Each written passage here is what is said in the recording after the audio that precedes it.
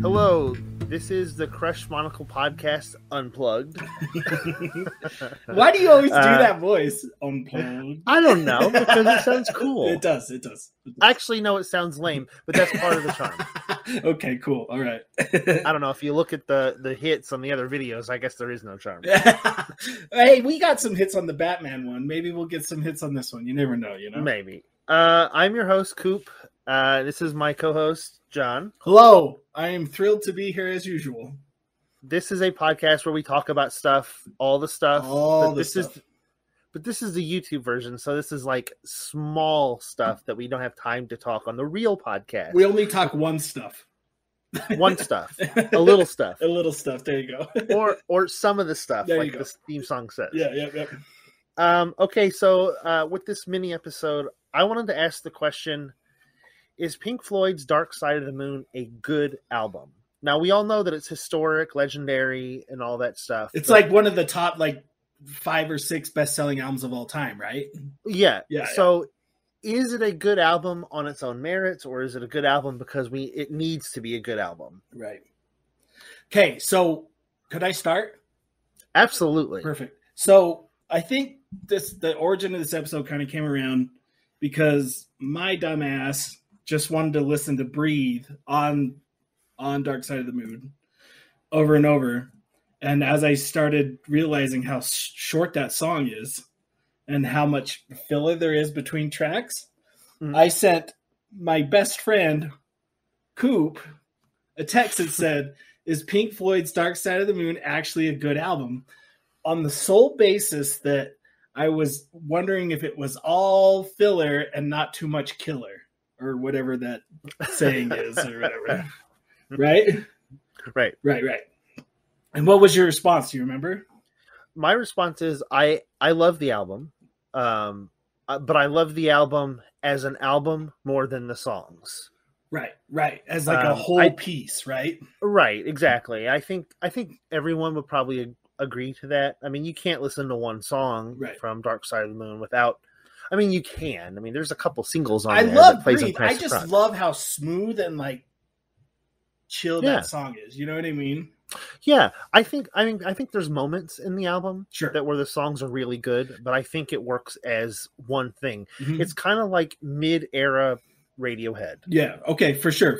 Okay. I can see that. Yeah. OK Computer is one of the greatest albums of all time, right? 1,000%. Yeah. Okay, but other than Karma Police or Paranoid Android, can anyone really say the best song on OK Computer? No, I mean, I think that the ones that I like are deep cuts, probably, or whatever. Right. You know what I mean? Exactly. Yeah. But again, as a whole, you're always. I mean, the general audience is listening to those big singles, and those big singles aren't really setting the world on fire. They're not a good example of what Radiohead does. No, I mean, maybe Karma Police to an extent, but you're probably right. You could say Karma Police kind of has that single vibe to it, but it's definitely not upbeat or whatever. You know what I mean? Right. Or, I think it's attention I think it's about the closest they get to a sequel to Creep or High and Dry. Yeah, or something, sure. Right? Yeah, okay, yeah. But back to Pink Floyd, I love all the elements of that album, and there is a lot of filler, right? But I think it's justified because it's one piece, right? I think a lot of people compare this record or not compare, but they put it in the same zip code, let's say, as Sgt. Pepper. Okay. Yeah. I really like Sgt. Pepper a lot. It's one of my favorite albums. Yeah, I mean, I'm not a Beatles guy, but the Sgt. Pepper album is definitely super intriguing. You know what I mean? Just concept. It's an album. Yeah, exactly. Yeah. It's an album. Yeah. It's best I like songs off that record, but I have to listen to it to fully appreciate it from track 1 all the way to track 13. Right. However he's on the album. Right. I think Dark Side of the Moon is the same thing. The thing that I think is a little wild, at least as far as so, we just mentioned the fact that it's one of the best selling albums of all time, right? Isn't it 7 times Diamond or whatever the fuck that is? Yeah. Or something I think crazy? it's probably still in the Billboard. Yeah. Top 200, Yeah. Crazy shit, right? It's just sold so many fucking units or albums or whatever, right? Yeah. And the thing that's crazy is like, I guess the thing that I love about it, even though like I'm trying to like have this like discussion about it, is the fact that like it's essentially like a super deep kind of psychedelic fucking concept album. And it's one of the best selling albums of all time across the entire world. You know what I mean? Like that's fucking wild. Those two things shouldn't go together. Yeah, no, there's no way that like, I don't know. I mean, I guess now like kids that are younger, they're always like, you know, they kind of I think that the younger generation, and I'm not trying to speak for anybody or anything, and if someone younger listens to this, call us out. Fuck it, doesn't matter. But like, they're always kind of looking to the past for like music. You know what I mean? Or at least music with substance.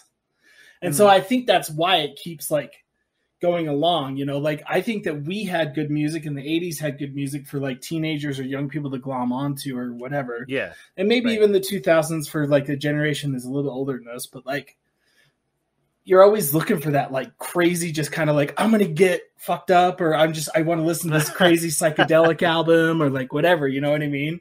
And this is my little soundtrack. And I think that's why it keeps going, is because parents or older brothers or sisters or aunts or uncles or whatever are like, yeah, you just got to check this out. It's like an all-time classic, you know, or whatever, you know.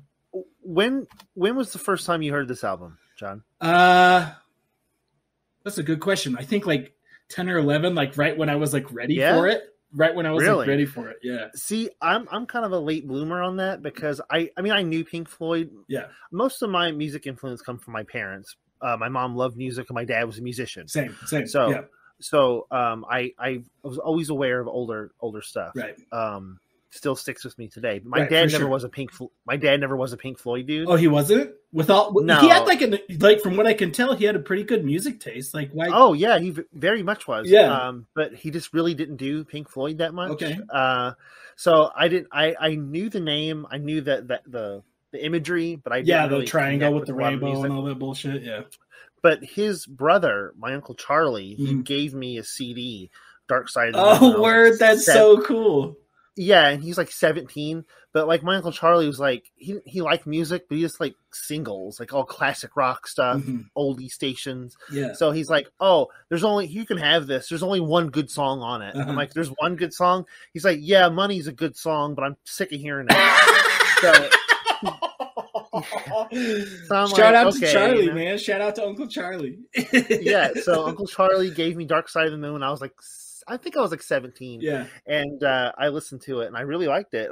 I knew that it was an important album because I always heard people talk about it. Right, or you would always just see like the cover, you know what I mean? Or like whatever, yeah. And I'm not going to sit here and say it changed my life when I listened to it. But once I heard it, I'm like, oh, I can see how people appreciate this. Right. Yeah. So I was a little later to it than you were. Well, I mean, the reason that I was exposed to it is because like there's this place called Lake Powell down in Utah. And it's kind of this like, it's this canyon that they flooded with water. Yeah. And so it's like a family tradition of mine since I've been fucking alive. It's like my parents go down there, my dad and his family go down there, and they just get fucked up, right? And it's like, and it's this most insanely dangerous place, but like this is where they go to get fucked up, and they bring their kids so they have an excuse to get fucked up. You know what I mean? Good Lord. Yeah, I know. It's a miracle where anybody's still alive. Anyways, so like they would get fucked up at like 9:00 at night, right? And you're sitting like in the desert, but water in front of you, and they're like, "Oh hell yeah, we're gonna put on Pink Floyd." And I'm just like sitting on a camping chair, like eating a Twinkie. Like, I don't know what the fuck's going on, you know? Like, Dad's being weird, you know? Anyways, like, that's when I first heard it. And you know, like, the olds would get together and be like, oh, this fucking album. And they would just share memories. Like, I was listening to this album and I was this and this and this, you know? And yeah, so you got like a built-in... You had like a built-in nostalgia for it? Yeah, I was like groomed to like it, you know? Like, that's funny, but I think probably a lot of people our age, for those of you who don't know, me and John are like in our late 30s. Yeah, I mean, I'm on the brink of 40. We're turning 40 real quick here, so yeah, it's creeping up on us. Yeah, but I think like a lot of kids from our generation probably felt the same way, and I think probably about a lot of those big albums, like Sgt. Pepper, right, for sure, the White Album, or Black Sabbath, or whatever. You know? Yeah, for sure. So I think it's definitely a worthy of that classic moniker, I think. Right. It just doesn't, if you're just looking at songs, like if we're just taking the Uncle Charlie perspective. Right.